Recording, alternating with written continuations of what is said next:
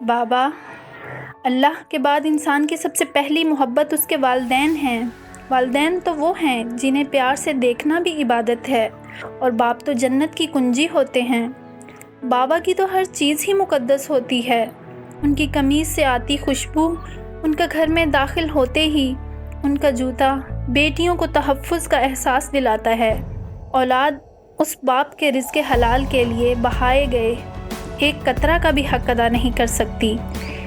یہ ایک باپ کی ہی اولاد سے محبت ہوتی ہے کہ ہمیشہ باپ چاہتا ہے کہ اس کی اولاد اس سے زیادہ ترقی حاصل کرے۔ ماں کی اولاد کے لیے محبت ظاہر ہوتی ہے، مگر ایک باپ کی محبت بھی ماں سے کم نہیں ہوا کرتی۔